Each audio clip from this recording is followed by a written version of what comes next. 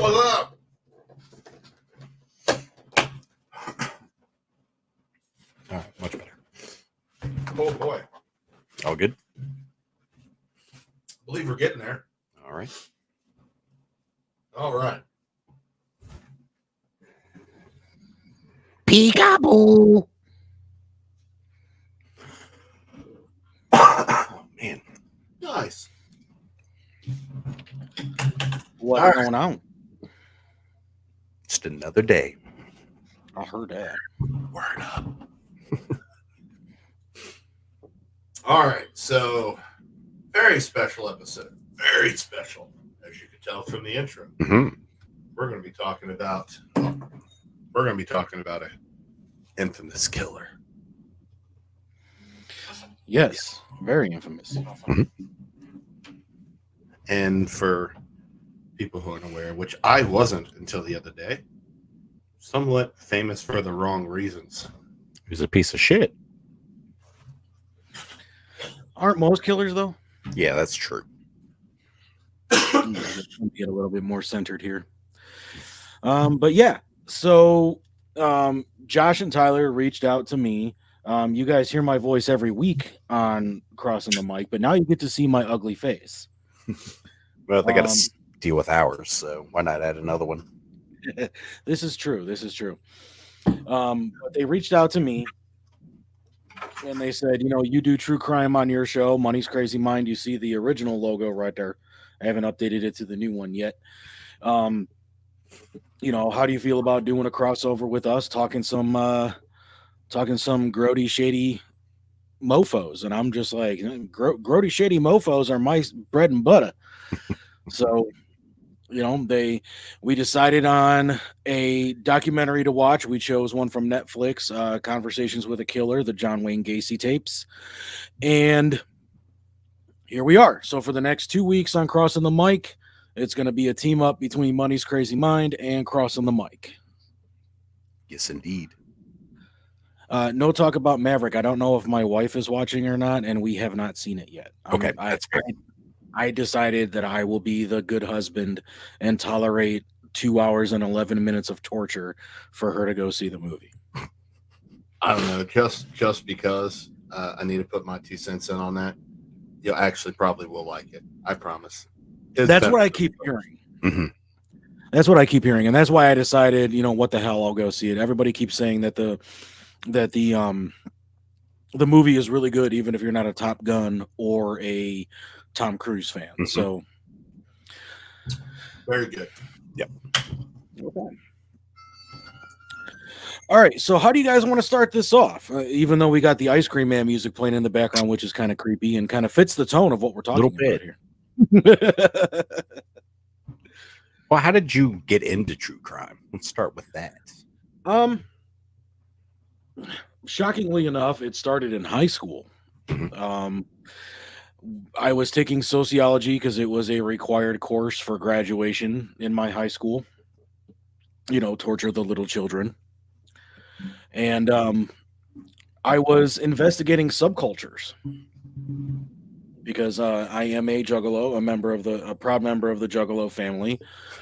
And, this was right around the time that, some people were sitting here saying, oh, how can anybody listen to them? They're the world's most hated band, blah, blah, yada, yada, all that bullshit. So I was studying subcultures because I also listened to a lot of hard rock and heavy metal. And this was also around the time of the Columbine school shooting.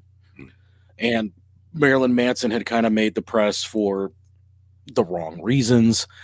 And he was featured in the documentary Bowling for Columbine.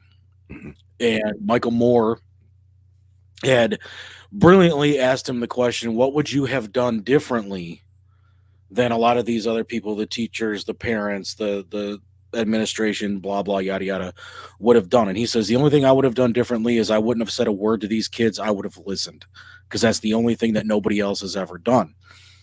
So in the middle of investigating all that, I came across a case from 1993 where 3 8-year-old boys were brutally murdered, and a 16, 17, and 18-year-old were being had been convicted by this point, because we're talking 2002,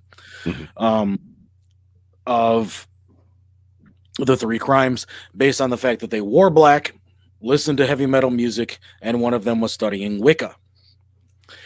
Found out there was a documentary about it. This is what we talked about last week, right? Yeah, the West Memphis 3 case. Yeah. So, I dove so deep into that. I'm sitting here and I'm like, how the hell are these guys convicted? And it just kept snowballing out of that. My wife is actually a really big fan of Law and Order SVU. And here's an interesting fact about that show that a lot of people may not know. A lot of those cases, my wife just said it was BS. A lot of those cases on SVU are based on, in some way, shape, or form, on some kind of real story that happened that Dick Wolf and his friends, the guys that work on that show, had discovered. So, it just kind of snowballed out of me discovering that case from West Memphis. And, I've just kind of been following suit of it, looking at it kind of like from a sociological standpoint, since that's kind of what got me into it. And then when I took psychology in college, I started looking at them from a psychological standpoint as well. So I guess you can say I'm a novice profiler. I don't know. Maybe. No, but I want to, before we dive too deep into this, I just want to ask you guys a real quick question about it. Did you guys get the sense that this was more the story about the investigator trying to find one of Gacy's victims than it was about Gacy himself? Yes. Okay, so it's not just me. No. I'm going to say sure. Now, I mean, it was an interesting take on, one way to tell said story, and I liked how they went back and forth throughout the years when they got to a certain point. But yeah, it definitely felt more about trying to find, that last one than it was about anything else. Yeah, that was kind of the take I got of it. But I mean, it was kind of interesting. And I think the only other thing that I kind of took away from it, because I've only ever seen this one other time in all the years that I've been doing. I've been looking into this, like I said, since 2002. By the filmmakers getting these tapes, because I originally thought that they were interrogations. But they weren't. They were conversations that he had with his attorneys. Yep. So in order for the filmmakers to get those tapes, Gacy's attorneys had to break attorney-client privilege. And I've only heard of that one other time. And it's another very famous attorney who used to be a criminal defense attorney and is now a post-conviction only attorney, and that's Kathleen Zellner, the woman who's currently working on Stephen Avery's case.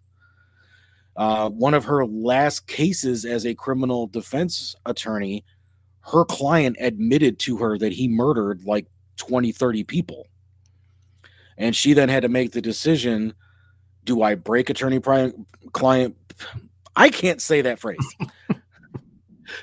Attorney-client privilege and reveal this information and possibly get disbarred, or do I take this information to my grave, which is unfortunately what would have happened. So she made this guy sign an affidavit, which is basically a legal contract, stating that upon his death, because he was dying from cancer, that she can reveal the victims and where they were so that these families could get some kind of relief, even though it's not having their family members back. So that is the only other time I have ever heard of attorney-client privilege being broken. Okay, if I ever have to say that phrase anymore throughout the course of this show, I'm going to try to say it slow and steady so that I don't porky pig my words. Yeah, you just got to sound it out. But my wife does say she loves the true crime stuff and that Kathleen Zellner is awesome. She is awesome. She's doing amazing work over there with Stephen Avery, and it looks like they're finally making some headway into that too. Talk about a true crime clusterfuck.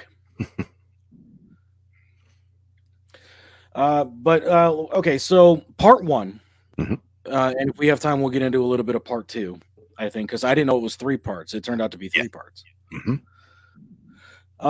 So the one thing that I did take away from this, and I didn't know this about Gacy until I watched this, he had a previous sodomy conviction before all of this happened. He tries explaining it away Mhm. in Which he this does in for these everything. right in these conversations with his attorney, where he had no idea that it was a underage boy, and that it was legal trickery because he was up for some kind of political office, and the father was going against him, and I'm just sitting here and I'm like, no, you molested a young child and now you're in trouble. Mhm. So what did you guys think about the fact that he had been in trouble before? I've throughout the years, I'm sure I've read some stuff about him, but he was never one that I followed Mhm. a lot. But so He I don't, definitely remains under the shadow even yeah, still today. yeah. So I'm not. I can't. I'm trying to remember if I've, and I'm sure I've read something about that previous what he went to jail for. Mm. Before it's just like I said, it's been so long. So this was kind of more of a refresher, for me, for him, because I've been in and out of true crime, but Okay, so Gacy was convicted of sodomy of a teenage boy in Waterloo, Iowa in 1968 and was sentenced to 10 years imprisonment. But because of our lovely justice system, he only served 18 months. yep.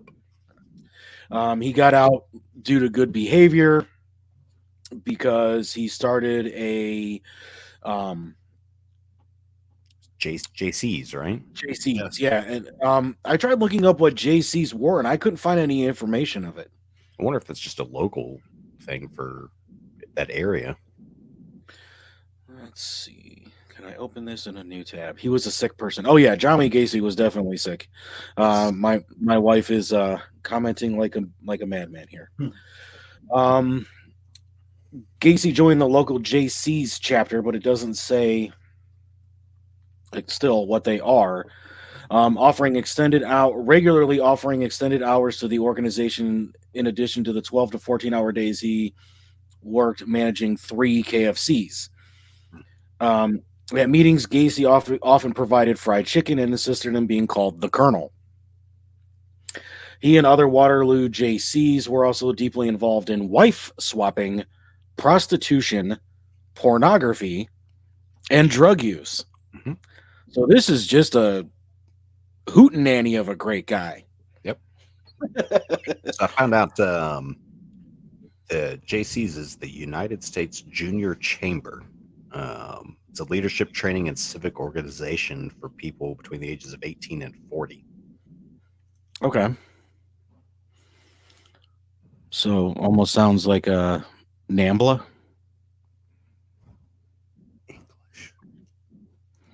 for lack of better terminology. But he was married. He married his wife in Vegas. Mhm. And after a 6-month courtship, they married in September 1964. Her father purchased 3 Kentucky Fried Chickens and gave them to Gacy to manage, with the understanding that they would move into Marilyn's parents' former home, which had been vacated for the couple. The offer was lucrative. Gacy received $15,000 per year, the equivalent of $134,000 as of 2022. Man, Yeah. plus a share of the restaurant's profits.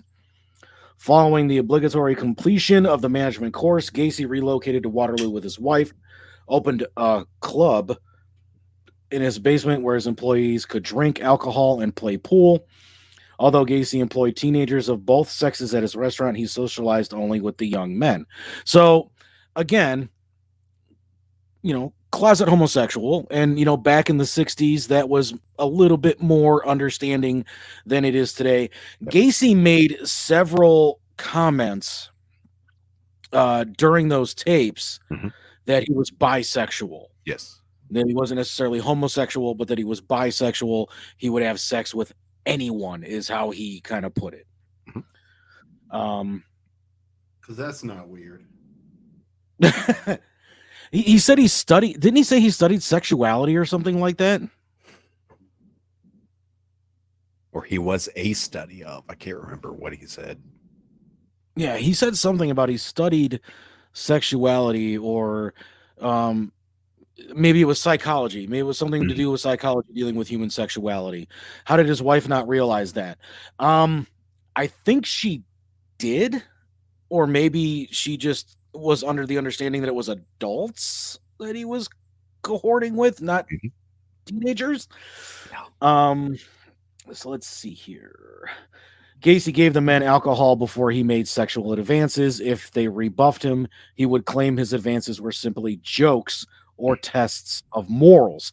Now, that they did actually get into, that he brought 3 boys that were on their way back from college Mhm. to his house. 2 of them left, one of them hung around with him, and he attempted to try to make sexual advances at him, kept saying he was joking. He later pulled a gun on the guy and said, "Take your pants off," and then laughed it off as if he was joking again.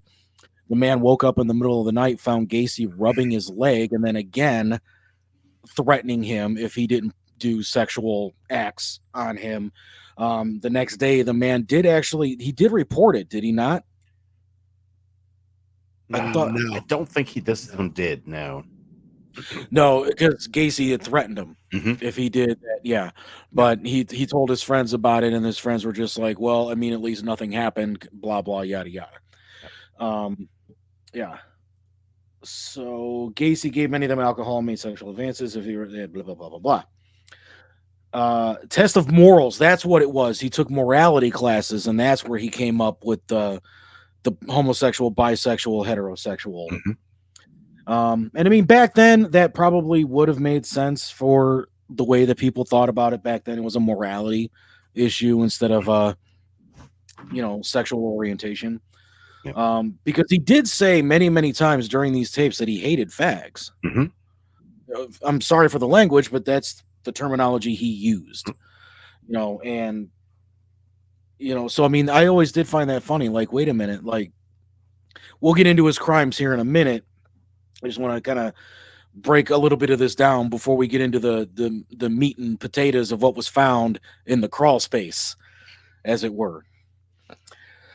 So we talked about him joining the Waterloo JCs. Here's the assault on Donald Voorhees.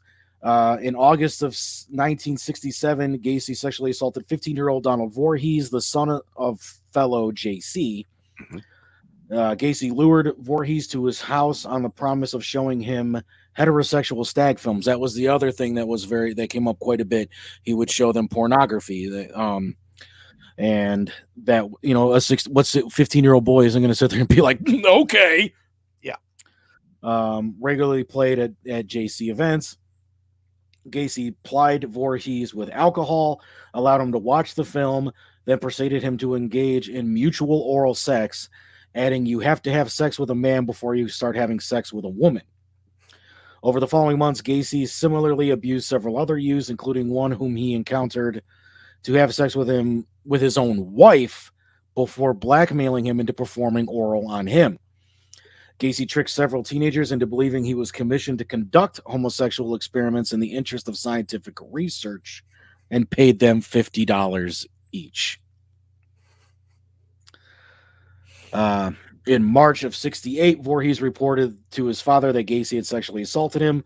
Voorhees Sr. immediately informed the police, who arrested Gacy and subsequently charged him with performing oral sodomy on Voorhees and the attempted assault of a 16-year-old Edward Lynch. Gacy vehemently denied the charges and demanded to take a polygraph test. The results indicated Gacy was nervous when he denied any wrongdoing in relation to both youths. No, we do not, Ray. Shut up. Gacy publicly denied any wrongdoing and insisted the charges against him were politically motivated. I wish I had my soundboard. Ding. Voorhees Sr. had opposed Gacy's nomination for appointment as president of the Iowa JCs. Several fellow JCs found Gacy's story credible and rallied to his support. However, on May 10th, Gacy was indicted. So he was also arrested for witness intimidation. He persuaded one of his employees to physically assault Voorhees in an effort to discourage the boy from testifying. Yeah. So September 12th, he underwent a psychiatric evaluation at the Psychiatric Hospital at the University of Iowa. 2 doctors examined him over a period of 17 days before concluding he had antisocial personality disorder, clinical term for being a sociopath, and was unlikely to benefit from any therapy or medical treatment, and that his behavior pattern was likely to bring him into repeated conflict with society. Doctors concluded he was mentally competent to stand trial. So we already talked about him getting out of prison after 18 months. So what's your guys' take on this first run-in with the law for John Wayne Gacy? Well, it's just every time they would, you'd listen to a clip of, from the tapes, where it gets its name from it. It's just, you hear what happened and then you hear his side of it. And it just, oh my God. It's like every time he would talk, all I wanted to do was like reach through the screen and just like punch him. Not just because of, what he did, but I mean, just the way he was, there's no way he brought any of this on himself. He never did anything that would cause this. Everything he did, was on the up and up. They're just is out to get him. Everyone's out to get him. Yeah, I definitely noticed that too. I'm sorry. I had physical therapy. I got home literally 20 minutes before show start, so I'm hungry. But I noticed that too, was that it was always somebody else's fault, like you said with the JCs. And he started JCs in prison, and on Christmas Day 1969, Gacy's father died from cirrhosis of the liver. When informed of his father's death, Gacy collapsed to the floor sobbing. His request for supervised compassionate leave to attend his funeral was denied. So he never really got to say goodbye to his father. But if you listen to a lot of other people that were talking about that, Gacy and his father didn't have much of a relationship to begin with. But I think it was just one of those things to where it might have been a Ted Bundy situation where he would have tried to escape. Yeah.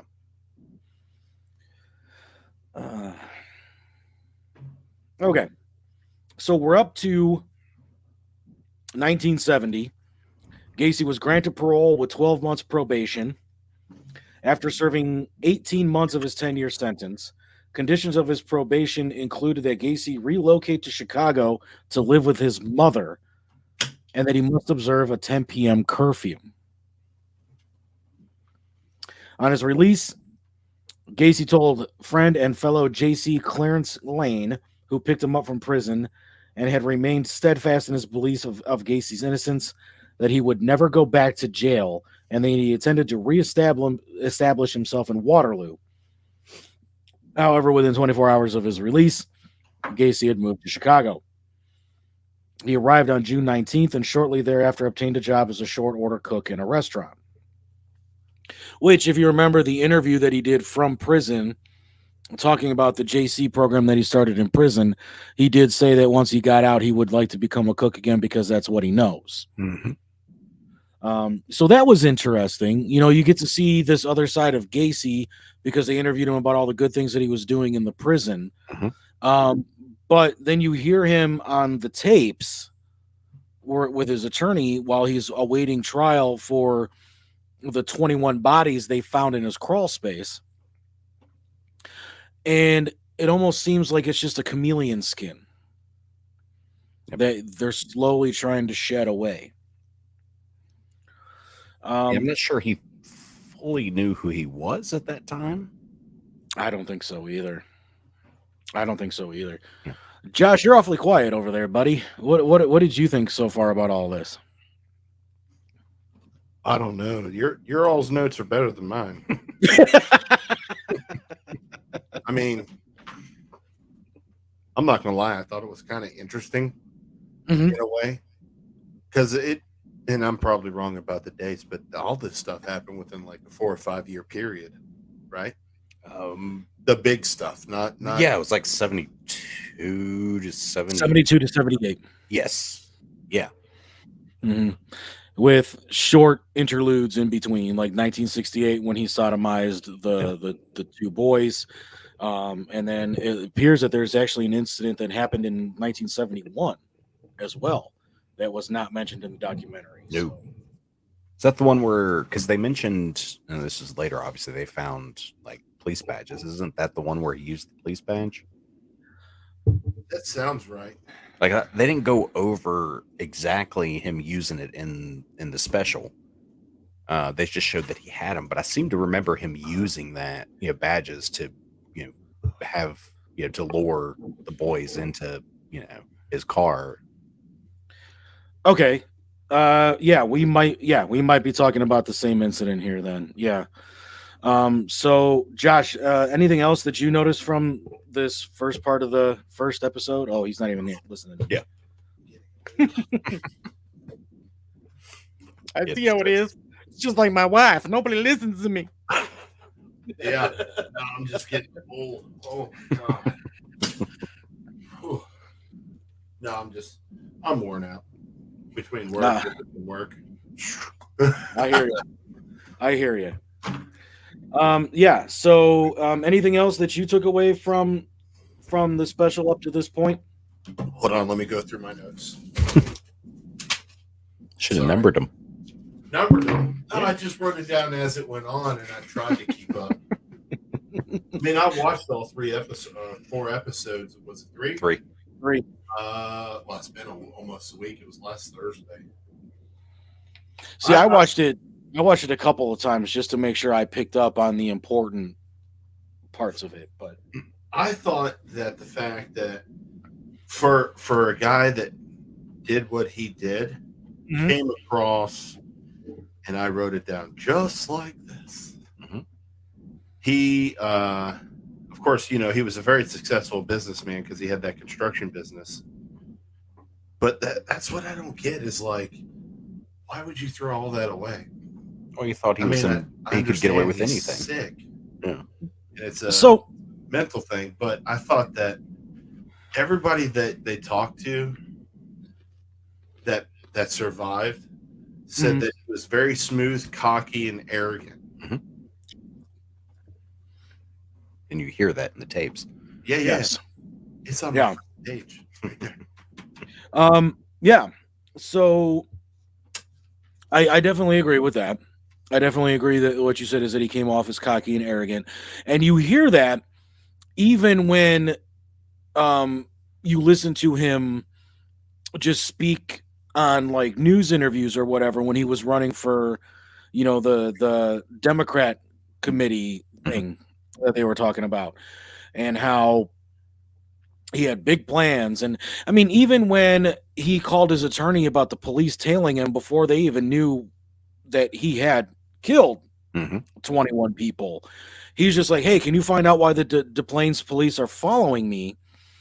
And, even his lawyer said he came off as this big, I'm a very important person, nobody can touch me kind of mentality. And I mean, when you have a construction business that has dealings in 5 different boroughs or 5 different cities or parts of a city, I guess I should say, that it does come with a little bit of cocky and arrogance. And I think also being part of the JCs and the fact that he was able to get away with statutory rape at that point of a 15-year-old boy.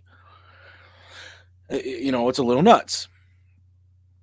Then this happened. Yep. On February 12, 1971, Gacy was charged with sexually assaulting a teenage boy who claimed that he had lured him into his car at Chicago's Greyhound bus terminal and driven him to his home. where he attempted to force the boy into sex. Are we sensing a pattern here, gentlemen? Mhm. Yes. The court dismissed this complaint when the boy failed to appear. On June 22nd, Gacy was arrested and charged with aggravated sexual battery and reckless conduct. The arrest was in response to a complaint by a youth who claimed that Gacy had flashed a sheriff's badge, lured him into his car, and forced him to perform oral sex. These charges were dropped after the complainant attempted to blackmail Gacy. Good job. Mhm. The Iowa Board of Parole did not learn of these incidents, and 8 months later, in 1971, Gacy's parole ended. The following month, records of Gacy's previous criminal convictions were sealed.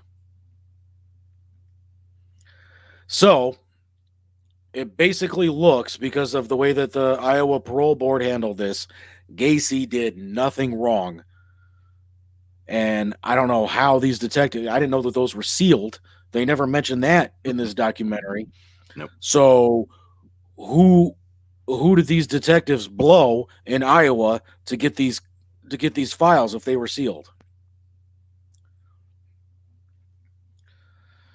So you had mentioned that while the police were conducting, I think it was the first search warrant of Gacy's home, that they had found, different police municipality badges. He drove a black Impala, which is what the Chicago police were driving at the time. And that he also had like the bomber jacket that kind of looked like what police issue and things like that. And he used it to commit these acts. Mm-hmm. This is not the first time that we've heard of someone of this belk use that particular tactic to try to lure victims. Now, what did you guys think of that aspect of it? That Gacy was now changing his pattern up a little bit here to maybe get a higher quality victim? I mentioned earlier is he was, when the interview with him in prison, what he did before, that was, sexual related, but it wasn't, it didn't really go any farther than that, at least at that time. So now at this point, just something happened, and I'm not sure that they even had him say what it was, but, just something, I guess snapped might be the word, when murder started, as well as all the others. And yeah, it's just him coming into what he would become. It was a gradual thing. He would get braver the more he would get away with stuff. Because, he got away with that one that the parole board didn't even find out about. So then there's a boost to his ego. What else can I do for that? And it's just him trying, I can't say for sure, but it seems like it's him pushing the limits, seeing how far he can go and how much he can get away with. Right. So this is interesting.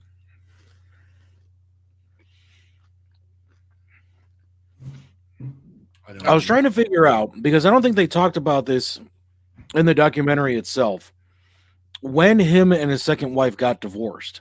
They had mentioned that he was married. They were only together a few years. Right. But now I have the date. And like I said, this is interesting. They became engaged in August of 1971. They had briefly dated in high school. Married on July 1st, 1972. Carol had 2 daughters from a previous marriage. They moved into Gacy's home after the couple announced their engagement. His mother moved out of the house shortly before the wedding.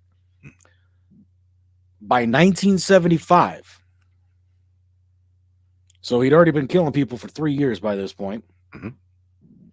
Gacy told his wife he was bisexual. And after the couple had marital relations on Mother's Day, he informed her that this would be the last time they would ever have sex. He began spending most of his evenings away from home, only to return in the early hours of the morning with the excuse that he'd been working late. Carroll observed Gacy bringing teenage boys into his garage in the early hours and found gay pornography and men's wallets and identification inside the house. When she confronted Gacy about who these items belonged to, he informed her angrily that it was none of her damn business. Following a heated argument, when she failed to balance a checkbook correctly in October 1975, Carroll asked Gacy for divorce.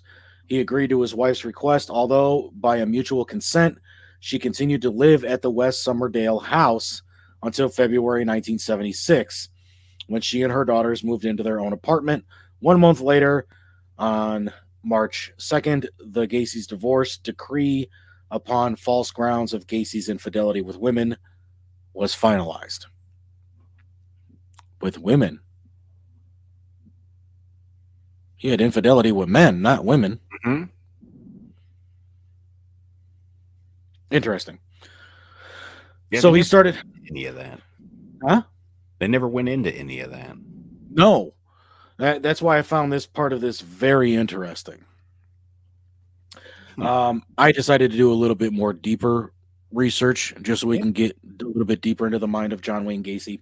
Mm-hmm. But that is very interesting because by this point, he probably had a good 8, 9, 10 bodies. By 76, yeah, I'd say at least. You know, and you would think that they would have started to smell that. Mm-hmm. Especially when the investigators said when they were in the house questioning Gacy and the air kicked on, woof, dead bodies all under the street. Yeah, so what do you take away from the Gacy's divorce in 1976? Yeah, they went into, no, they didn't go into much detail at all. I mean, honestly, the way it made it sound when they were talking about it in that thing, that they were together maybe a year or two, if that. I didn't realize it was at 4? Yeah. Of marriage. I think it was 5. 4 because they said, was it 5? Oh, They said the first 2 years were great, and then everything went downhill after. Yeah. Yeah, it was very briefly touched upon. Very briefly. And I had forgotten that they even said that they had split up because, like, I had in one of my notes here, because I have my notes up too. I put on there, was he still married when he was captured? But he did start that contractor business. We talked about that already. He did become a clown. Mm-hmm. For the right? Yes, for the local Moose Club. Mm-hmm. And he described Pogo as a happy clown, where Patches was a more serious. Oh, he was 2 different clowns. He was Pogo and he was Patches. Yeah, see, they never went into that. But now that you mention it, they did have different pictures where a different face paint that was probably Patches. They just didn't go into Patches. Mm-hmm. He seldom earned money for his performances and later said that acting like a clown allowed him to regress into childhood. He performed as both Pogo and Patches at numerous local parties, political functions, charitable events, children's hospitals. Sometimes Gacy would remain in his clown garb after a performance and briefly drink at a local bar before returning home. Now, the only thing I don't think we touched on this, kind of going back to the beginning, is that during all of this that we're going to be discussing from the very beginning, well, almost the very beginning, when all the disappearances started to happen, they were all looking for the one victim, Robert Priest. Yeah, we did kind of touch on that because I had asked if we thought if you guys noticed the same thing, that it looked like it was more from the investigator's point of view looking for Priest than it was from the viewpoint of Gacy. Because they kind of opened it with that question with the sister saying, you know, we never did to find out what happened to my brother or what happened to my brother. And then they interviewed the detective. And then they went into, well, this is John Wayne Gacy. Mm-hmm. Meanwhile, we're still looking for Robert Priest. But no, yeah, that was something that And I liked that aspect of it because I'm stealing a quote from Chris Jericho here. If you try to glorify a murderer, it's almost like you're glorifying a murderer. Whereas, especially in a situation like this, you run the risk of re-victimizing the victims. If you treat the person responsible for their death as some kind of folk hero, as some serial killers have become. So by putting it from the viewpoint of the investigator looking for Robert Priest, you're remembering that there are human lives that were lost in the scale of this. Now, I mean, knowing kind of what he was after as far as for the victims and what he was, there was no motive. You know, if he saw you, he would just go after you. Especially if he felt triggered, I guess is the correct terminology. But the other thing too is how he actually incapacitated the victims by playing a game. Do you remember what it was?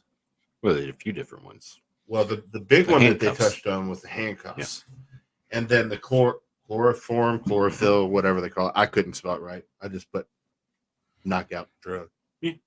Chlorophyll is what's in flowers. Chloroform is what you use to render someone unconscious. And then, of course, he would tie them up, and then while they were tied up, they would end up getting strangled, right? If I remember that right.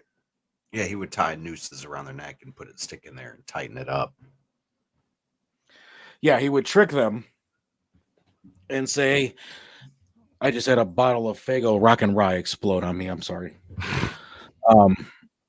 He would trick them and say that I know a way to get the handcuffs off without a key.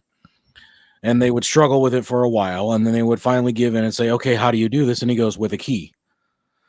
So that was the game he would play. But, you know, I'm pretty sure he probably employed some of the same tactics that he used in Iowa, you know, where he would say you can't really be with a woman until you've been with a man. And, you know, because while most predators of this type do change their MO from victim to victim because it helps them not get caught.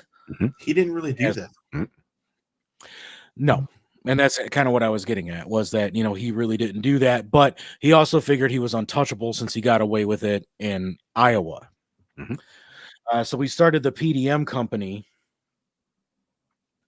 and that most of his workforce consisted of high school students and young men. Gee, I wonder why. He would proposition his workers for sex, insist on sexual favors in return for acts such as lending vehicles, financial assistance, promotions. Gacy also claimed to own guns, once telling an employee, do you know how easy it would be to get one of my guns and kill you, and how easy it would be for me to get rid of your body? Just a all-about great guy. 73, Gacy and a teenage boy traveled to Florida to view a property Gacy had purchased. On the first night in Florida, Gacy raped the employee in their hotel room. Upon returning to Chicago, the employee drove to Gacy's house and beat him in his yard. Gacy told his wife he had been attacked for refusing to pay him for poor quality painting work. There's a joke there, but I'm not going to do it. In 75, Gacy hired a 15-year-old Anthony Antonucci. Now we're starting to get some names here that sound familiar. 2 months later, he went to Antonucci's home, knowing the youth had injured his foot in an accident the previous day. 2 drank a bottle of wine, watched a stag film, before Gacy wrestled Antonucci to the floor, cuffed his hands behind his back. One cuff was loose, and Antonucci freed his arm while Gacy was out of the room.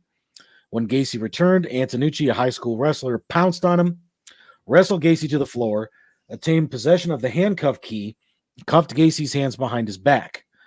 At first, Gacy threatened Antonucci, then calmed down and promised to leave if he would remove the handcuffs.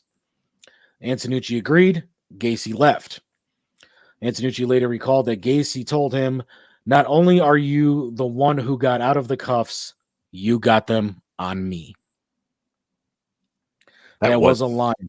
Yes. Yep. That I was like, "You are a sick son of a bitch."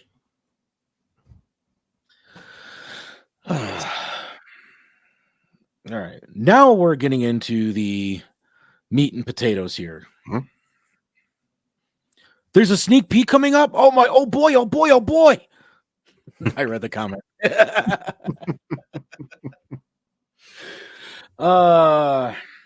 Gacy picked up 18-year-old David Cram in July of 1976 as he hitchhiked on Elston Avenue. Gacy offered him a job and began work the same evening. On August 21st, Cram moved into his house. The next day, Cram and Gacy had several drinks to celebrate his 19th birthday. Gacy dressed up as Pogo. Oh boy. Mm-hmm. Gacy conned Cram into donning the handcuffs. His wrists cuffed in the front of his body and rather than behind, swung Cram around holding the chain link of the cuff, then said he intended to rape him. Cram kicked Gacy in the face and freed himself from the handcuffs. A month later, Gacy appeared at Cram's bedroom door intending to rape him, saying, "Dave, you really don't know who I am. Maybe it would be good if you give me what I want." Cram resisted, straddling Gacy, who left the bedroom, stating, "You ain't no fun." Cram moved out on October 5th and left PDM. Although he did stay with him as long as he did. Right? I mean, what was the... So September 5th, he moved in with them? August 21st. And then a month later, and then he moved out. So we're talking like 2 weeks after that second attempt. Yeah. Wow. He left PDM, although he periodically continued to work for Gacy over the following 2 years. Shortly after Cram moved out of Gacy's house, another employee, 18-year-old Michael Rossi, moved in. Rossi had worked for PDM since May 76, and he lived with Gacy until April 77. Rossi sometimes assisted Gacy in clowning at the grand openings of business. Gacy is Pogo, Rossi is Patches.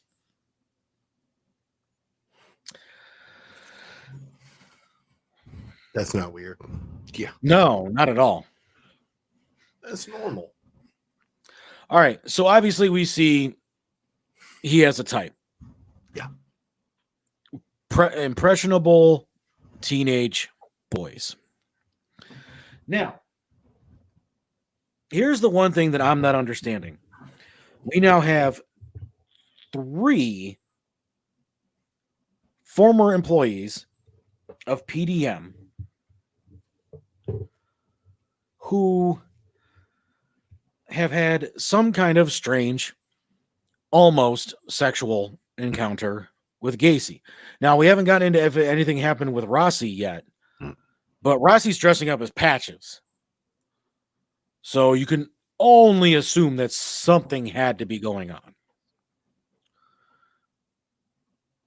At what point, and we are talking about the 60s and 70s, so obviously a lot of feelings upon heterosexuality, stigma, or homosexuality, not heterosexuality, were still very, very ill, and taboo. Not only that, but we're looking kind of at the time frame of the beginning of the AIDS epidemic as well. And for those that may not know, the AIDS epidemic was blamed on homosexuals instead of the way that the virus actually did come over here to the States, which was actually bestiality. Sorry to say. But at what point would you think that either Antonucci Cram or Rossi would go to somebody else at this company and be like, yo, John keeps trying to stick his dick in my ass. Well, you also have, and unfortunately, it's still going on today with that. It's like, men can't be victims. So, Yes, but Captain Jack Sparrow might be changing all that, savvy. some truth. Well, I mean, like Terry Crews did, Brendan Fraser, stuff like that. I mean, it is happening. But Yes. back then, you've got homosexuals being the pariah that they were, or not as bad now, but definitely were then. And then men can't be victims. So you got both of those, and I'm not sure if stigma is the right word, but No, it is, because, and you're right, it still does go on today. Well, you're a man. Couldn't you have just fought them off and this and that and everything else? But I think what a lot of people don't think about is there's also a level of embarrassment Mhm. that would kind of go on with this. Like, yeah, I should have been able to fight him off, but he found a way to overpower me. Mhm. He found a way to overpower me. And at that point, you almost have to give in. I mean, especially, like he said, he threatened a couple people with guns, and we know that he pulled a gun out on the one guy in Iowa. Mhm. What if he's got a gun to their head at some point too? I mean, it's just like, it's either I suck his dick or I die. Mhm. I hate to say it in that terminology, but I mean, that's basically the way I look at it. And how many times do we see that with female victims? So why would it be so far out of the realm of possibility that somebody would be doing it with male victims as well? Yep. Does that make sense? Oh yeah. Josh, you look perplexed. No, not really. Because I mean, it's true. Men are supposed to be the strong ones. It's still that way today. Mhm. Can't show any emotions. You got to be. Mhm. That's just not how it works. Absolutely not. That's like saying a woman belongs in the kitchen. That's not how it works. Mhm. You know what I mean? Not anymore. Not anymore. But so we touched on this with him getting into the Democratic Party politics, initially offering to use his employees to clean party headquarters at no charge. He was rewarded for his community service with an appointment to serve as the Norwood Park Township Street Lighting Committee, subsequently earning the title of Precinct Captain. Yeah, I saw that. Yeah. Mm. I didn't quite understand it. Was it like, it's not like a cop, right? No. Okay. No, I would almost think it's not even a neighborhood watch. It's almost like the head of the homeowners association. Oh, I mean, at least that's because he, with an appointment to serve on the Norwood Park Township Street Lighting Committee. That sounds to me like he's putting up street lights. Yep. Christmas lights around, December, all that. Ooh, not a super important job, but I'm sure it made him feel special. exactly. Yeah, Mhm. and that feeds into his sociopathic tendencies. Yes. So in 1975, Gacy was appointed director of Chicago's annual Polish Constitution Day Parade, an event he would supervise until 1978. Through his work with the parade, Gacy met and was photographed with First Lady Rosalind Carter on May 6, 1978. The event later became an embarrassment to the United States Secret Service. I bet. In the you think, right?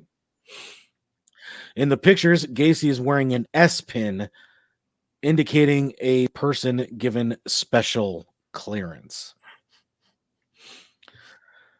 So now we're getting into the meat and potatoes here. Mhm. The next section of the document I have is the murders. Should we go on break before getting into that? I was going to say, let's kind of break down this last little bit of it with his political affiliations and everything like that. We'll go to break. We'll come back and we'll start talking about the murders. And then, because there's 33 of them. Yeah. So we'll definitely, Yeah, there's definitely, but there's a lot to get into next week as well, because there's all the after effects and the specific conversations he had with his attorneys Mhm. and things of that nature. Trial, So, all that. yes. So, to me, these political affiliations that he had just further added to his sociopathic tendencies and this idea of I can stick my dick in whatever boy I want. They're never going to catch me. I'm never going to get convicted. I can have 300 bodies under my house. It's not going to matter because, like he said when he was in Iowa, I'm never going back to jail. Mhm. What is that kind of the way that you think about it here too? He's trying to build himself a good rapport with the community so that when the bodies do eventually get discovered, they're going to sit there and be like, oh, not John. Mhm. Somebody must have buried those bodies there for him. Yep. Yeah, he was trying to put himself in any kind of position of power he could get, and so he would do anything, even the smallest amount, like being on the street lighting committee or whatever it was probably, he was the happiest he's ever been at that time. He's just, where can I go from here? Only up. I'm curious to see what this precinct captain means, though. Oh, yeah. Let's see.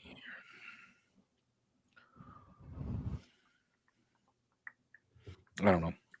Yeah. Just takes me to a bunch of books. Yeah, I'm sure some of the books will go into a much more detail when it comes to that. It just means it got bigger. That's all. Yeah. Pretty That's much.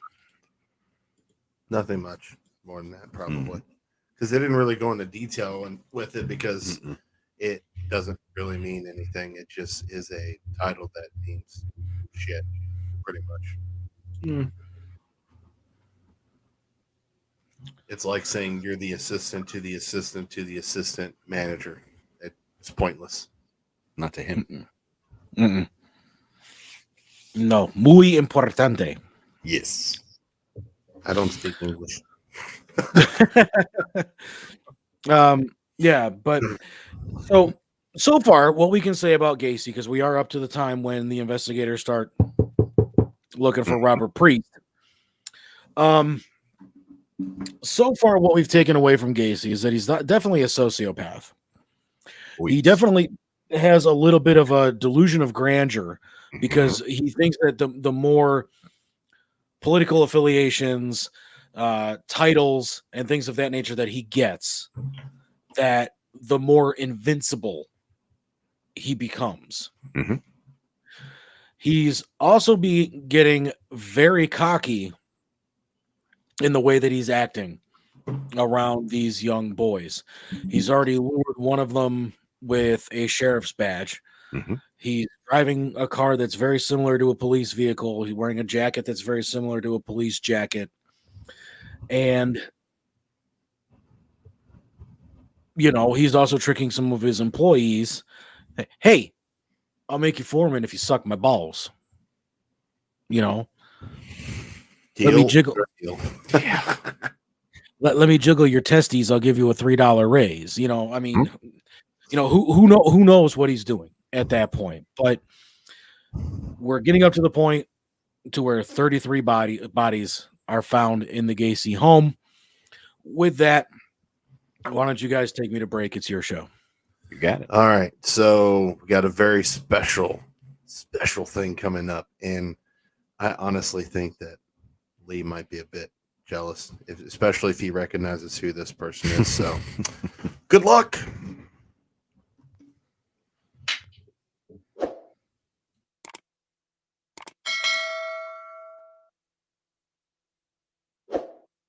How I got into prop making. Well, ever since I was a kid, oddly enough, one of my most recent known movies is Ghostbusters. And as a kid, I got into prop making because I always found the PKE meter really interesting. And I had made a dowel stick and a piece of cardboard and had some arms that would move with a little rubber band that I hooked up to my finger. So that's kind of where it all started. And, years and years and years later, I got invited to work on Ghostbusters Afterlife. But Prior to that, my background's aeronautical engineering. I worked as a freelance engineer for, oh, good grief, I think 15, 20 years. I did everything from, I don't know, baby change table injection, plastic injection stuff to there's some things in satellites flying over your head that I had something to do with. I even broke a few world records along the way. And, years later, a friend of mine that was working on The Revenant had told me that her boss was looking for somebody who knew a little bit about engineering and stuff and was a little bit on the crazy side. And I thanked her for calling crazy and ended up on a phone call. And the next thing you know is I was working on Star Trek Beyond, designing some of the world's largest rotating sets ever used. I don't have a proton pack I can show you, but I do have, let's see, here we go. So just recently on my YouTube channel, I showed everybody how to take a PKE, but this is the Hasbro toy, and I just kind of made it a little more interesting and added batteries and everything to it and added the proper light animation. A lot of this is, we could go into I could pull it apart if you really wanted me to here. I don't think it would necessarily serve your clientele all that well. They could check it out on my YouTube channel or the Ghostbusters YouTube channel. The Wilson robot that I had helped on and worked with is the number 2. The second one that was to be used in case the first one failed is, well, right here. And you see it's already fallen apart for the first pitch. And this is just a 3D printed shell that I designed up, and the robot actuator mechanism that goes inside of it. Now, when we first see something like this, you might think that it looks fairly complex, and it truly isn't, because there's a motor right in here. There's one motor, and it spins this axle, and these 2 axles hook through onto the ball on either side, just so it just swings inside and sits on there like this. And so you get the one servo, it spins and he moves them forward, so it can roll forwards and back. But how do you turn them? So we have a weighted piece down here with another servo put onto it right there. And all this does is it rolls back and forth. So if the ball's rolling along, say, forward towards the camera, and I tilt it like this, the ball's going to tend to do this, and it's going to want to turn. And it turns out to be a very exceptionally simple way to make a ball robot. And especially for live events or even in movies, is you want something that's very robust. And if it breaks down, you need to be able to fix it really fast. So you got to keep it simple. You keep it as simple as you possibly can. This is a good example of simplicity, because there are other ball robots out there with basically a omni-wheel car that fits on the inside of it and can make it do all sorts of whizzy things. But that would be hard to fix. This was simple to fix, and we knew what we needed to do. It did everything we needed it to do, and it was simple at the same time. Let's see. So we got those 2. Wow. A while ago, I made myself a flux capacitor because I was pretty tired about being in 2020. So, pardon me. My heat is brutal lately. So this is all 3D printed and laser cut, and I'm not sure if the batteries are still good in there. So I made it so that it all lights up and everything. And this is fully controllable via a phone, but you try to keep it as again, this isn't perfect to the movie, and this is like 84% the actual size, so it's a little smaller, but that's what fit on the print bed. But, right down to being able to open it up and take a look to the inside.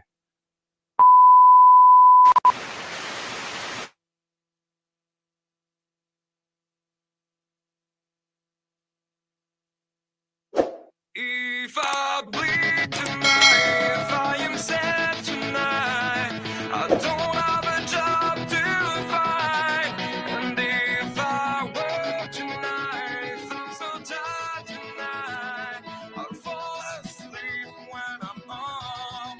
When I'm home.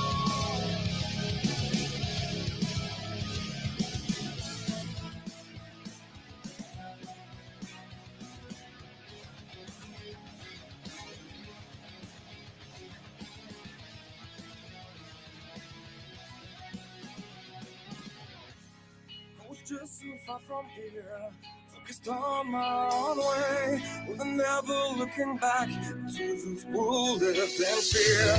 There was nothing I could do, there was nothing you said that could make me realize how much lucky I was. Just out of reach of the fire, was not aware of the nightmare. But when I stopped to see those eyes begging for help, begging for hope, just need to open my eyes now to try to change them to sunshine, to be someone among others. I've got to try. If I bleed tonight, if I am sad tonight, I don't have the time to find. If I wait tonight, I'm so tired tonight, I'm falling asleep when I'm home. When I'm there's no way to go, no one else can see through that side. I can see my life is crap, I have to see them too. I just live into my world, far from the pain, the feel. Was not a reach of desire, was not aware of the start of it. But when I stop to see those eyes begging for help, begging for help, just need to open my eyes now to try to change them to sunshine, to be someone among others. I've got to try. If I bleed tonight, if I am sad tonight, I don't have the time to find. And if I wait tonight, if I'm so tired tonight, I'm falling asleep when I'm home. I was so blind, I was so dumb, and out of time. I was so wrong, I was so blind, I was so blind.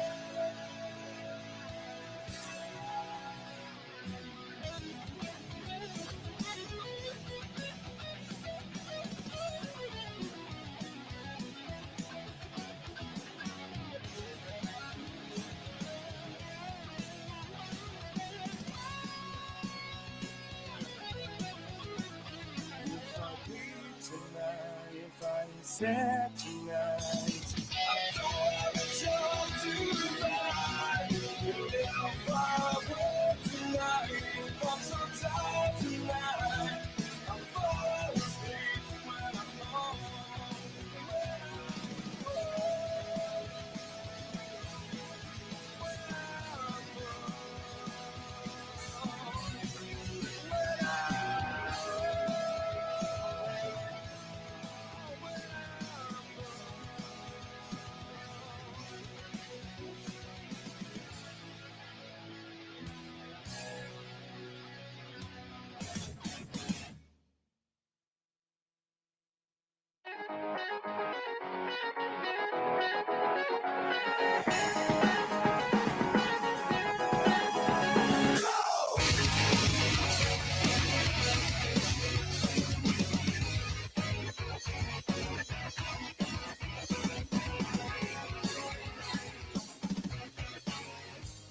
You could think that I'm a freak when I'm talking to myself, but it's like I was too weak to be someone else. You could think that I'm a creep when I'm singing all alone, but it's like I couldn't see straight on my own. When I fall, we start again, and when I feel like I'm just dead, and when I call, it comes again. Now I see it in my head. Yeah.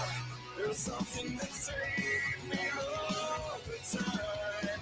In my say, yeah.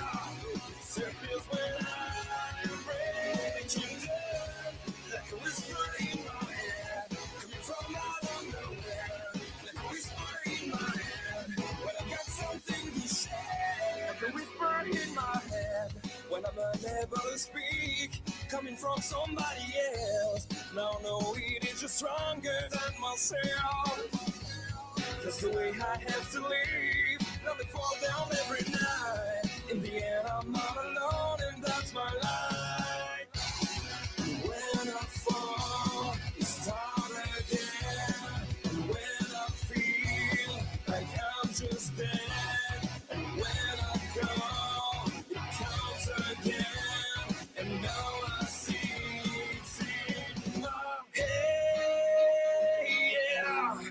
something that saves me all the time. In my say, yeah, it surfaces when I'm breaking down, like a whisper in my head, coming from out of nowhere, like a whisper in my head, when I got something to share.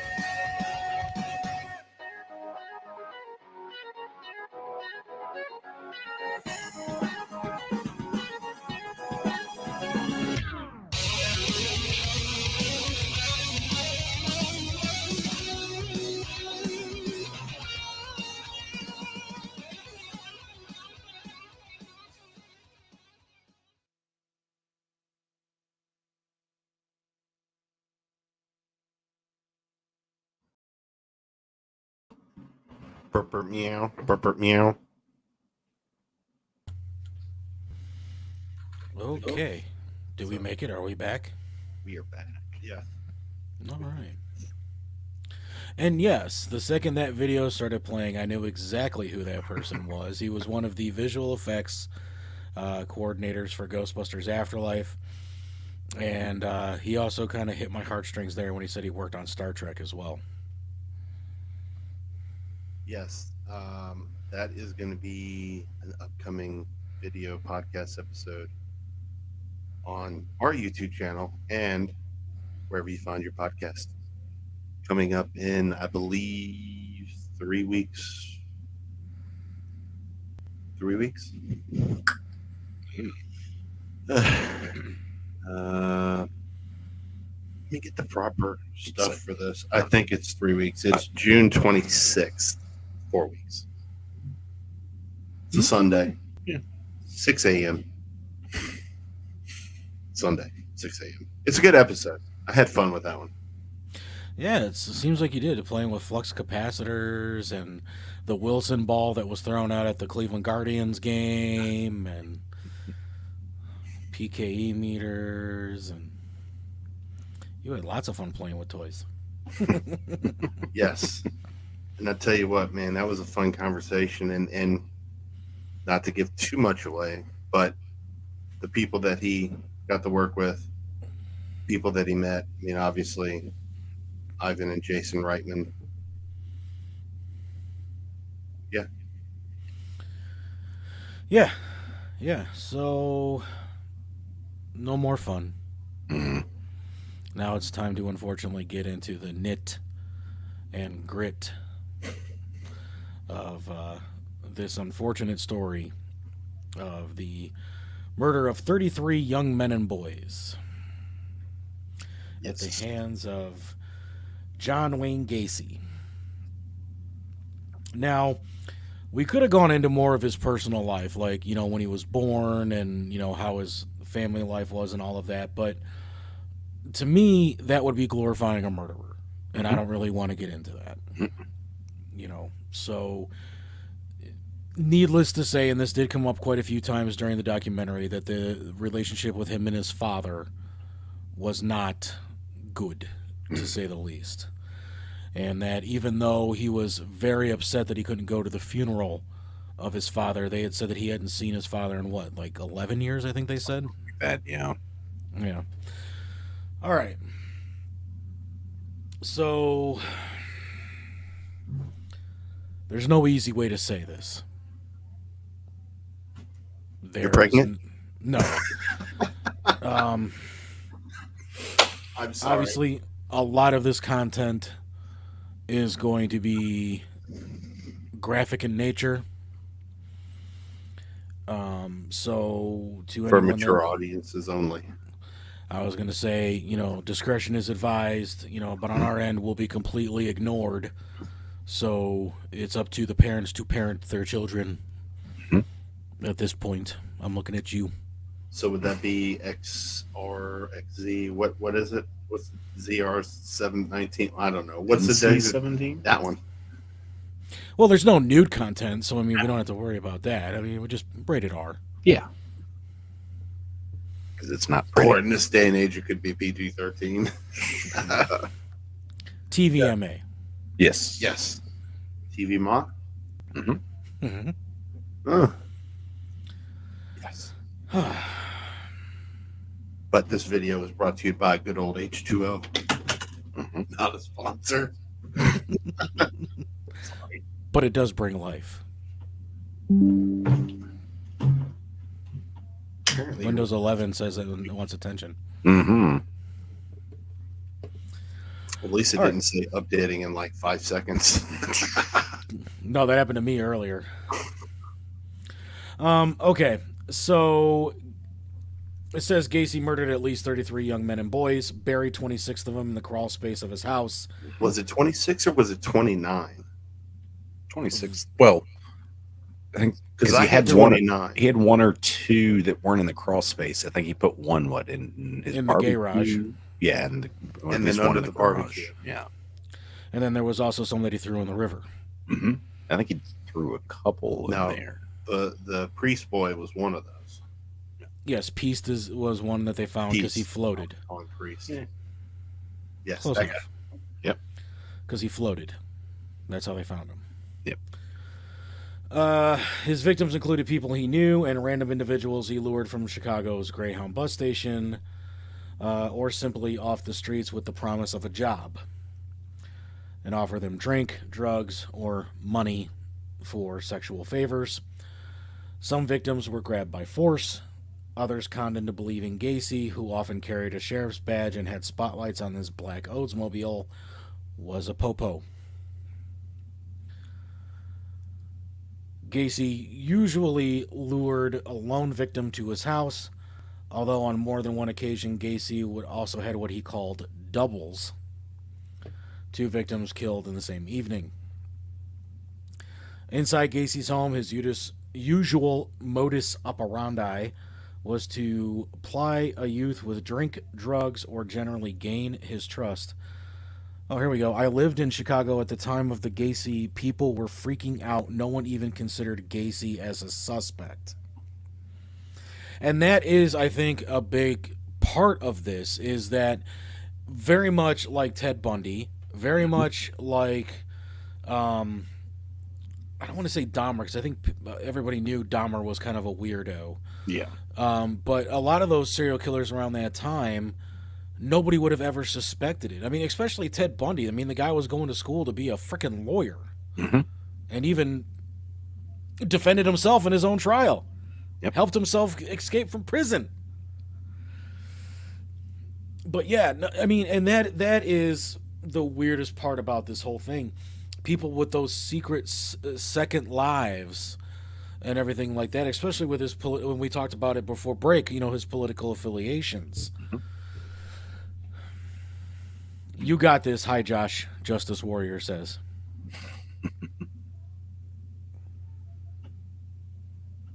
Oh, yeah. That's my mother. Oh, okay. Hi, Mom. Shoot, it's past my bedtime. Ooh,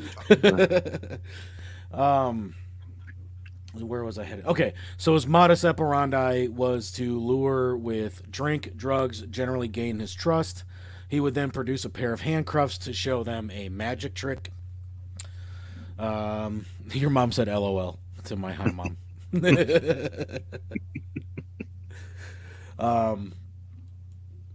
Sometime part of his clowning routine, he typically cuffed his own hands behind his back and then surreptitiously released himself with the key, which he hid between his fingers.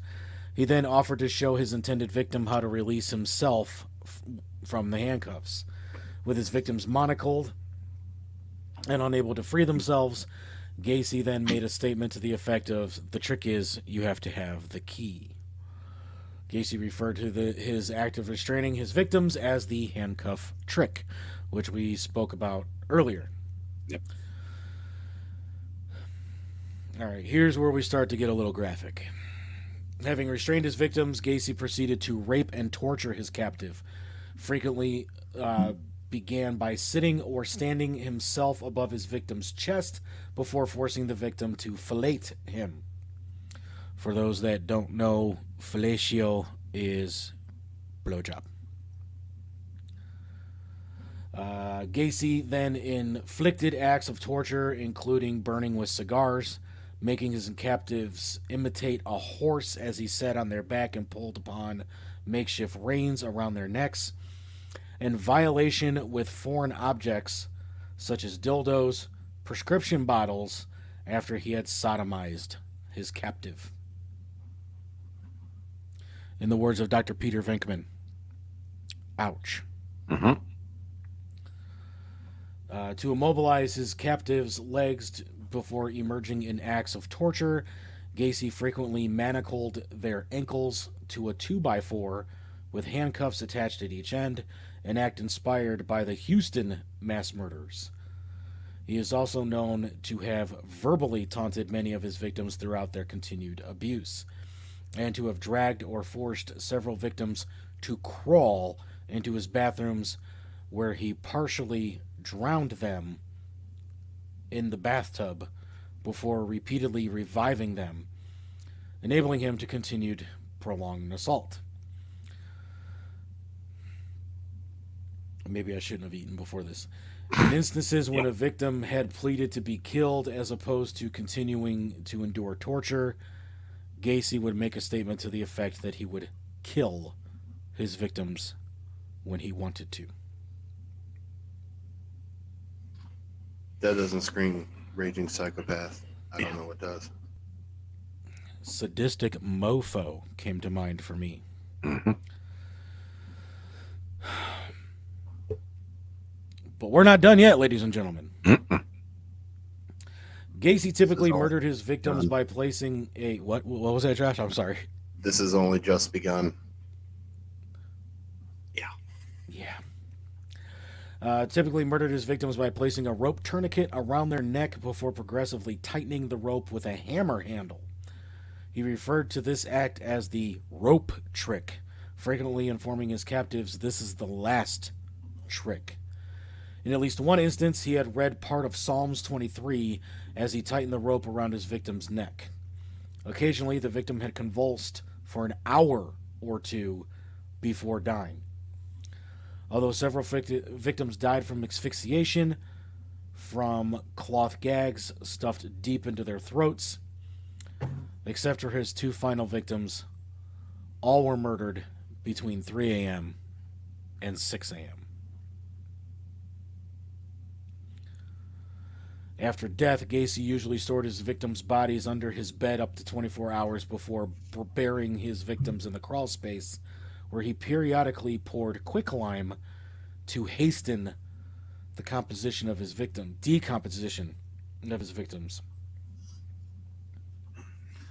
Some victims' bodies were taken to his garage and embalmed prior to their burial. Yeah, they didn't touch on that. Mm-mm. Now, I knew about the quicklime because the quicklime also would help cover the smell. Because you know, like we spoke about earlier, his first known murder occurred on January 3rd, 1972.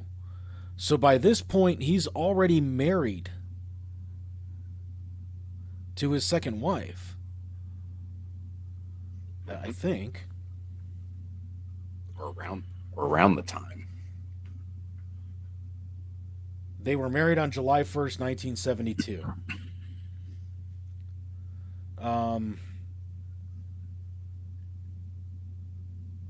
No, so they were not married yet.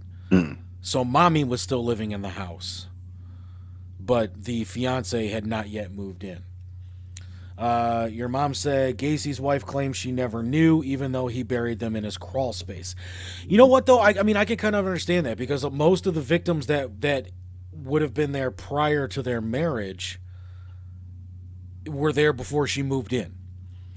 And then a lot of his murders didn't take place until 1976. The bulk of his murders didn't take place until 1976, so they would have already been divorced by that point. So I do find that a little bit believable that his wife would have never known. But again, Ted Bundy had a live-in girlfriend for a while too, and she never knew that she married a murdering psychopath either, or was dating, I guess. I don't know if they were ever married, a murderous psychopath either. I'd have to go back and watch that Zac Efron movie to see. Gacy's... Oh, I read that. I'm sorry. And she says, aha, good point. Yes. All right. So the first victim, Timothy McCoy, happened January 3rd, 1972. According to Gacy's later account, the tapes that he gave to his lawyer, following a family party on the evening of January 2nd, he decided to drive to the Civic Center in the Loop, view a display of ice sculptures in the early hours of the following morning, lured a 16-year-old boy named Timothy Jack McCoy from the bus terminal. McCoy was returning from a Christmas vacation in Michigan to his father's home in Omaha, Nebraska. Well, guess where he never got to. Gacy took McCoy on a sightseeing tour of Chicago, then drove him to his home with the promise that he could spend the night and be driven back to the station in time to catch his bus. Prior to McCoy's identification, he was simply known as Gray House Bus Boy.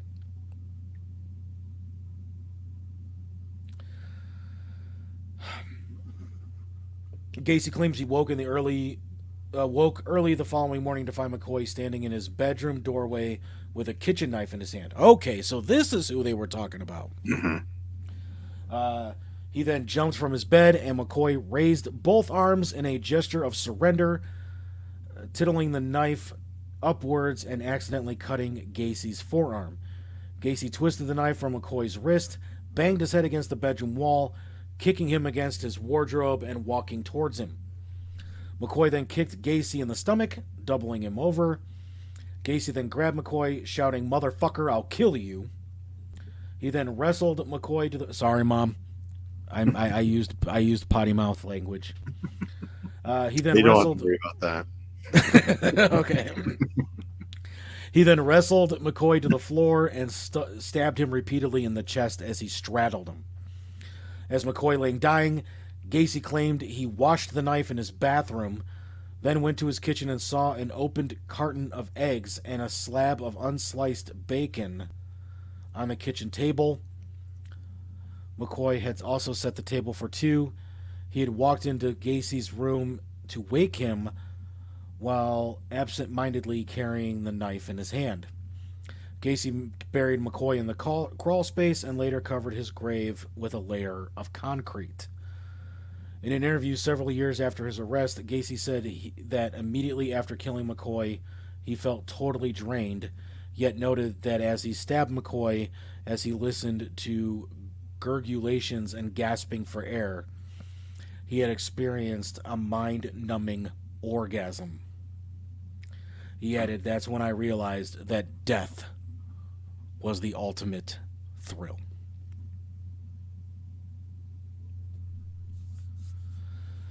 Yeah. Well, Weird. Not weird at all. I said he'd been building up for something, and then that happens, and It makes you wonder what goes through these people's heads. You notice, though, there's not a lot of that going on right now because we know what to look for. There it still happens, just not as frequent. And when it does, it's nowhere near as bad. mm-hmm. All right. But technology is advanced too, so that helps. Well, you also have to remember this is long before the time of DNA. Long before the time of being able to identify anybody by blood type, because they weren't even able to identify anybody by blood type until the 80s. And we're talking 72. So that's why, I don't know if you noticed this in the documentary too. They had said that most of these victims, they were only able to identify by their dental records. Yes. Yep. There was only a few that they were able to identify otherwise, and those were the ones that were in the river because the river was so cold, it preserved the body. Yes. And then once it started to warm up, spring, yeah, because their body ballooned up and they surfaced. So Yeah, it started releasing all those natural gases that the body produces during decomposition. And I mean, if you put the body in a garbage bag, and this is what eventually did in Robert Durst as well, all those gases have nowhere to go. They're just going to build up in that bag and essentially make a helium balloon and raise to the surface. Yep. So, I mean, your body's its own natural balloon, but put it in a garbage bag and you get an even bigger balloon. Now, this is one of the 9 victims that were unable to be identified, it would appear. That's right, because there were that. Yeah, out of 33, there was 9 that We're They unable didn't- to identify. they weren't able to identify all of them. I think up until what was it, mid 2010s is when they started to. I think they were able to get it. Found another one throughout the years. I think there's only maybe It might have 2 or been 3 mid left. 2000. Yeah. And they exhumed the bodies of a few of them and were able to tell who they were. DNA typing, yeah, through familial matches. But again, and that's the other part of this that I want to bring up real quick before we get into the second murder, since it is an unidentified victim. Like we said, we're talking the 70s here, so crime investigating is still very much in its infancy. But on top of that, I mean, this even still goes on today. If somebody doesn't report somebody missing, nobody knows who to be looking for. It was only because Robert Peast's family was looking for Robert that they even thought to look at Gacy, or even think to look in Gacy's direction. Yep. So thank God for Peast's family, or else these 33 victims would have essentially continued to rot underneath 26 of them would have continued to rot underneath Gacy's house, and all we would have had was these bodies floating in the river. Yep. Well, and who knows how many more there could have been without him being caught. There's that aspect of it as well. Yeah, so I mean, his first victim here, and a lot of this was taken from the interview tapes that he did with his attorneys. Now, I think that was probably the only thing I was a little bit upset about with the documentary before we move on to the second murder here, is that we didn't get to hear much from Gacy himself. It was mostly the investigators, Peast's family, and some of his earlier victims that survived, because he wasn't trying to murder them at that point. Was that something that you found strange as well, is that we only got bits and pieces of those audio tapes? Yeah, I mean, it's called, the John Wayne Gacy tapes. Yet, I mean, you get just little snippets here having to do.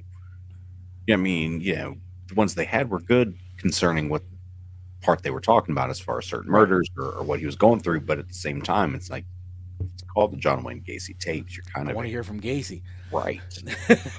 Exactly. Yeah, but I mean, I think it was more just to try to get into the psyche of Gacy with like some of the things that he was saying, especially with like the morality clauses and with some of the JC stuff that they talked about from his time in Iowa.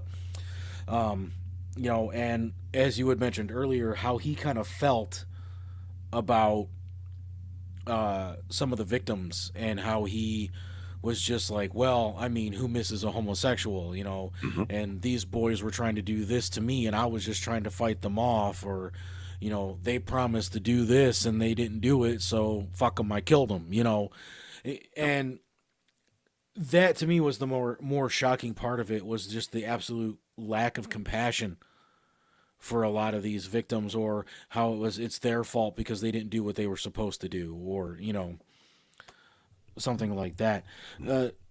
Josh, do you agree with what we're saying here about that? Like, did you feel the same way, that we didn't get enough Gacy in our John Wayne Gacy movie?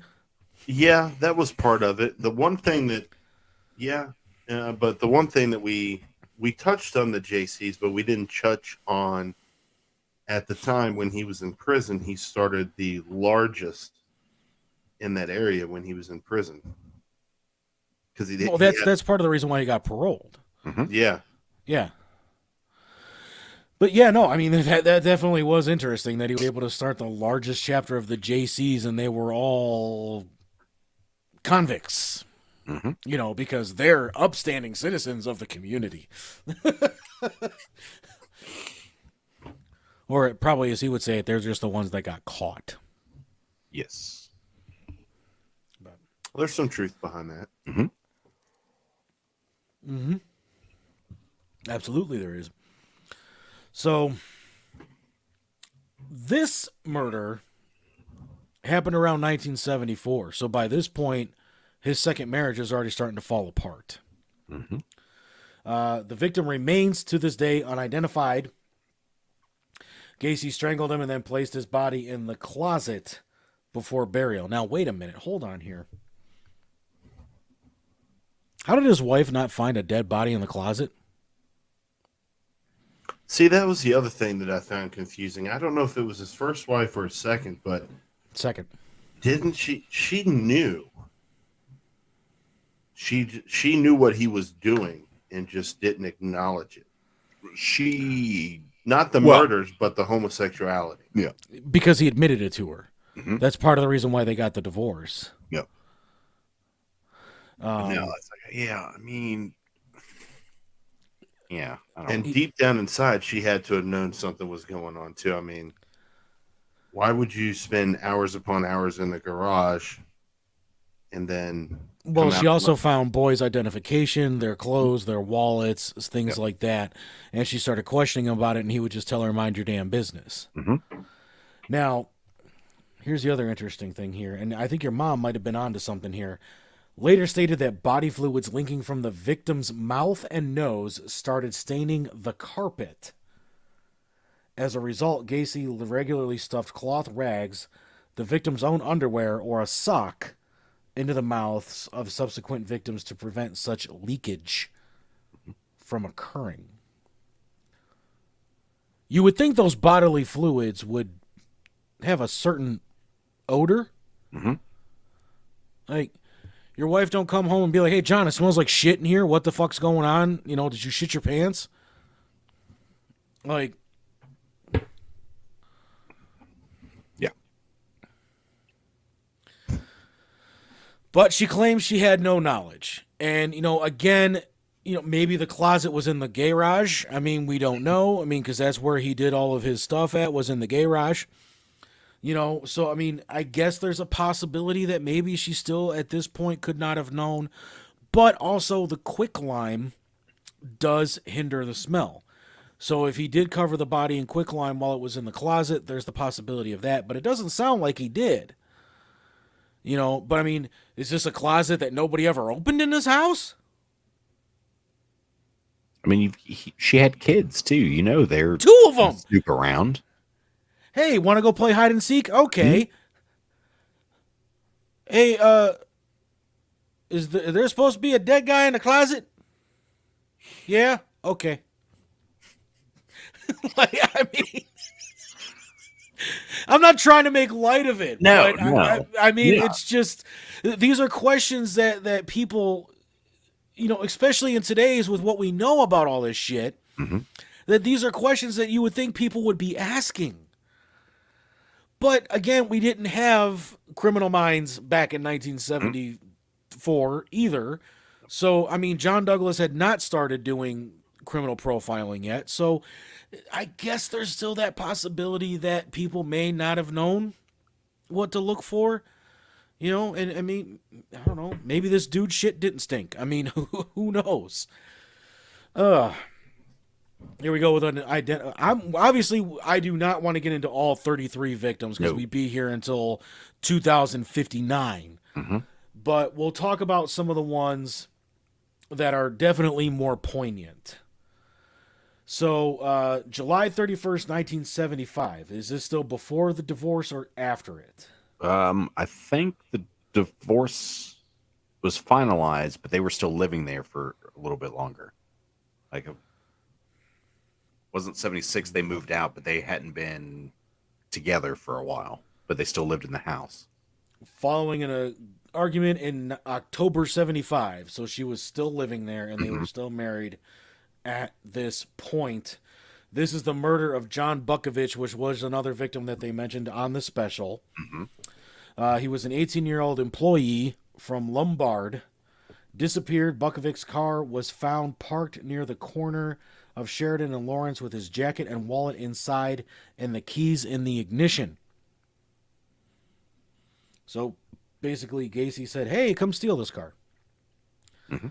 The days before his disappearance, Buckovich confronted Gacy over 2 weeks outstanding back pay.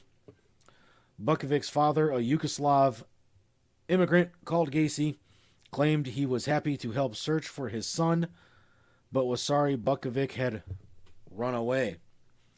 When questioned by police, Gacy said Buckovich and 2 friends had arrived at his house demanding overdue pay. They had reached a compromise and all 3 left. Over the following 3 years, Buckovich's parents called police more than 100 times, urging them to investigate Gacy further. Gacy later admitted to encountering Buckovich exiting his car at the corner of West Lawrence, waving to get his attention. According to Gacy, Buckovich approached his car stating, "I want to talk to you." Gacy invited Buckovich into his car, invited him back to his house, ostensibly to settle the issue of his overdue wages. Gacy offered Buckovich a drink, then conned him into allowing his wrist to be cuffed behind his back. Same old here. Stowed his body in the garage. Intended to bury the body later in the crawl space. When his wife and stepdaughters returned home earlier than expected, Gacy buried Buckovich's body under the concrete floor of the tool room extension of his garage in an empty space where he had initially intended to dig drain tile. So there we have it. Yep. He was very good at apparently only murdering people when his wife wasn't around. So I'm starting to kind of put some things together here when it comes to the inside criminal psyche of one John Wayne Gacy. When his wife's around, he's happy. He's a content man. He's not murdering motherfuckers. But when his wife is gone, and let's say he gets, because he did admit to being bisexual millions and millions of times, and that when he needs it, he needs it. So let's say he gets that sexual urge, and then when these boys aren't willing to play with him the way he wants to play with them, it sets him off into maybe some kind of a jealous rage. Or trying to think how to, like, he sees himself as a man of power, getting whatever he wants. Alpha, Honestly, become more of a temper tantrum, I guess would be the actual word. Him not getting what he wants. I said suck it. Exactly. Yeah. Yep. So maybe it's kind of like a dominant, submissive kind of thing. Maybe even like an alpha, beta kind of thing. And that's kind of what I was thinking a little bit too, was, when he felt rejected at this point, he had to dominate them just to get what he wanted. And because he did have to dominate them and treat them as a lower person, the only thing he could really do with them at that point was kill them. But obviously now with what he did with the body of Buckovich, we can kind of see that this is happening at times when his wife isn't around. All right. Good night, Mom. Thank you. We're enjoying doing this show as well. So, I mean, does that kind of make sense to you a little bit, or am I missing a point here? No. I mean, it's hard to say for 100% certainty, obviously, but I mean, He died in 94. right. Yeah. I was 8 years old. I was 10. And so, I mean, I say it's hard to say for 100% certainty, but I mean, it's kind of how it looks. I mean, yes, when he's got, his wife there or whatnot, he has urges, but They're urges that his wife could fill. yes, exactly. So when she's not there, and when she, leaves, he's free to use those urges for Nefarious means. Yeah. He's kind of let loose then, when there's no one there to keep him Calm, centered. Yes. Yeah, just And in that- check, basically. Yeah, and that does actually kind of tie in with a lot of theory I mean, while there's a lot of study behind it, I still think of it to be theory because we never know what really does go on in the mind of these people. Elbow cough, elbow cough, elbow cough, elbow cough. Good vibes. Oh, that's a dab.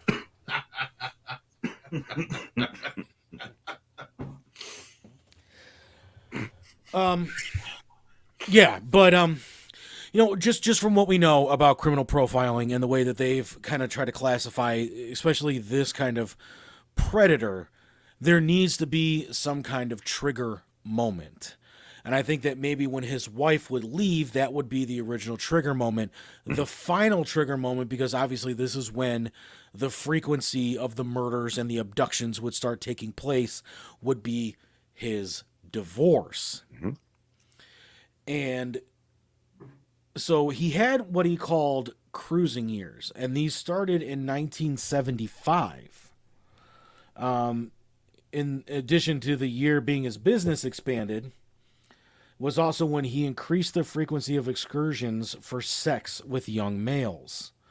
So either the wife's puss was no longer doing it for him, or, this was obviously after the moment when he admitted he was a bisexual, and he just, needed the cuckoo clock, more than he needed the puss.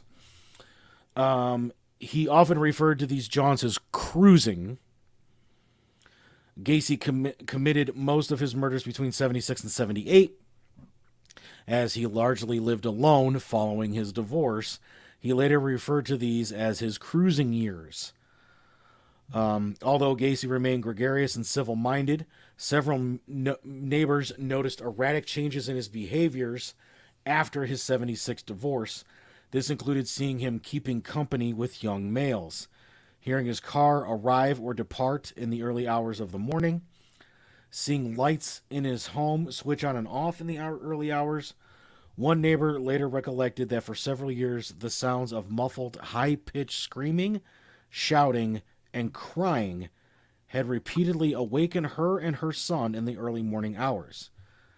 She identified the sounds as emanating from a house adjacent to theirs on West Summerdale Avenue. Okay. Dead giveaway. Well, you're hearing all these noises that sound like they do, and you say nothing until, noise complaint. Give a noise complaint. If it's the very early morning hours, which they said he did like to commit most of his murders between 3 and 6 a.m., yes, I would think he's definitely violating some kind of noise ordinance in the city of Des Plaines. Yep.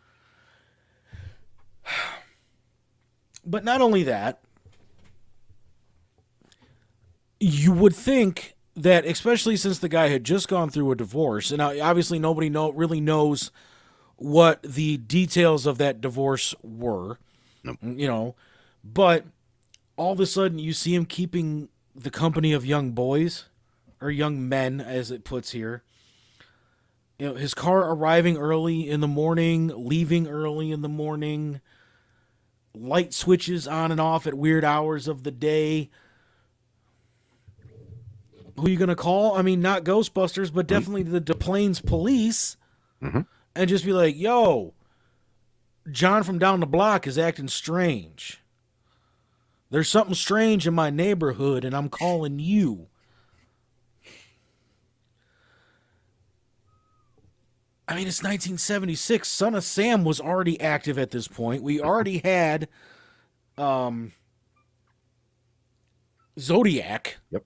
That by was this late point. 60s. Yeah. Yep. So clearly there were some strange mofos that were around town during this time, and those were very highly publicized cases. So you would think, like, wait a minute, this dude's acting the same way that Zodiac mofo did. Hi. But you hear screaming, shouting, crying, and that it repeatedly awoke your son. I'm sorry, I'm that neighbor. You wake me up, you getting a phone call. And it ain't me knocking on your door. It's the popo. For show. So I'm glad you picked up on that. So we're getting up to the point to where the murders start getting frequent. We got about 10 minutes left in the show here. Josh, you've been very quiet this episode. He just likes the sound of our voices. Apparently. I Well, mean, no. it is You very noticed that. soothing. I have a podcast. Congratulations. Sorry, that's my rebuttal. My wife says we had to do that last summer. She ain't lying on that. Oh my God, 4 o'clock in the morning and they're shooting off fucking fireworks. They do that here. Yeah. It's usually just a bunch of ignorant people. Mm-hmm. Basically. Yeah. Basically. People who don't know what to get up early and go to work is. Ding on that. All right, so what do you think about this? The cruising years, Josh. I mean, do you kind of agree with what Tyler and I are saying, that it's basically because his marriage is falling apart and he's looking for some kind of release that he's no longer getting from the wife? Well, I think it goes back to that old country song. He's looking for love in all the wrong places. Jesus Christ. But no, I mean that, Thank you. Good night.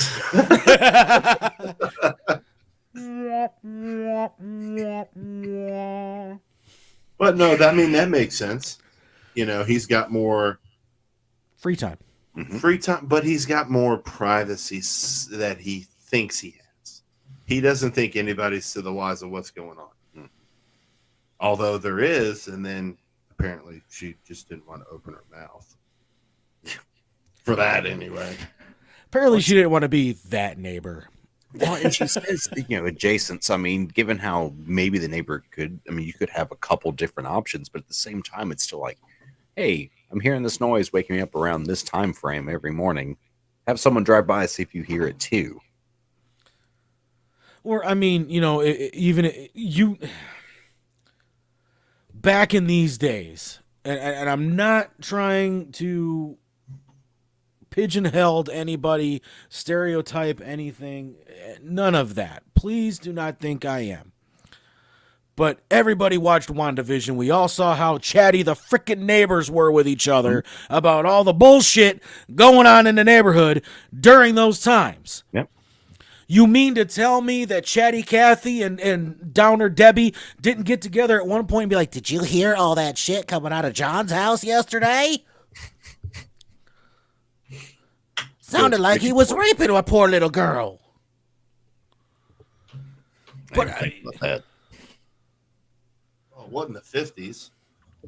But still, in the 70s, women still didn't have the freedoms that they had in the 80s and the 90s. And, women were still pretty much go to the grocery store, come home, rub their husband's feet, cook dinner, go to bed, have the maritals, and then that's it. I mean, again, I'm not trying to stereotype anything. I mean, that's just the way the world was. And especially during the 70s, you're just coming off of peace, love, and drugs from all that. Not only that, but we're dead set in the middle of the Vietnam War at this point. So people are already on edge. They're watching the news as much as possible. Mm-hmm. You got to realize that maybe, a teenage boy from Lakeview went missing today. Well, wait a minute. Didn't we just hear a teenage boy screaming at John Wayne Gacy's house? That's all it is. I mean, that's the only thing I keep thinking about is the fact that because it even happens to this day. Our neighbor is the town fucking gossip. She knows everything that happens at every house on this fucking block. And so, I mean, if it's happening in 2022, it was definitely happening in 1974. Oh, yeah. So I didn't even think about that. Word. So final thoughts on the slow period of John Wayne Gacy's murder spree. Couple opportunities where it could have been ended. before Sure. it really began. But we covered reasons for that as far as the time period being, homosexuality being as big a pariah as it was, men not being able to be victims. And then, well, shoot, even that, no, this was earlier than that. I was talking about like the parole board not noticing him using that, but Well, they didn't have the profiling they Yeah. had later on. So they didn't know exactly what to look for with a psychotic break. Mhm. They do But I'm now. also wondering too with the parole board thing. I'm wondering if because he was never formally charged. probably what it was. But it's like, it's hard to believe that no one having to do with his parole case wouldn't notice something come up with his name on it for something. You hear it all the time. You're on parole, you get arrested, it's an automatic do not pass go, do not collect Mhm. $200. Yep. So I mean, unless that's changed from the 60s and 70s, It had to have. Maybe. No, I mean, it had to have. For certain things. oh no, it doesn't matter. You could be on a drug charge. You get arrested for jaywalking. Your parole officer's meeting you at the jail saying it's automatic 5 years. Do not pass go. Do not collect $200. You violated parole. Basically, if you're on parole, you have to be a fucking Boy Scout. Mhm. One slip up that lines you behind those bars, you're done.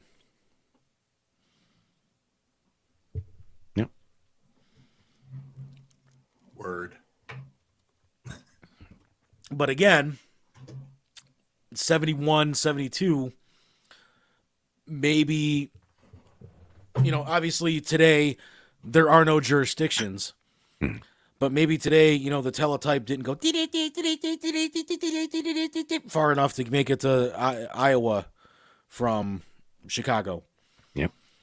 I took a left turn at Albuquerque. Just remember, where there's a Willis, there's a way. The hell's Willis? Come on. Well, the only thing I got to say about that is You're not gonna do another country song, are you? no. A little more modern. Oh, okay. Control the pet population. Have your pets spayed or neutered. Man, Thank you, Bob Barker. That's an interesting concept. So, anything else on the final thoughts about this? I mean, we are literally just scratching the surface, Yes. which is shocking. Yes. It's only just begun. Yeah. Literally. Mhm. All right. Well, it's your guys' show. I'll let you take us out. All right.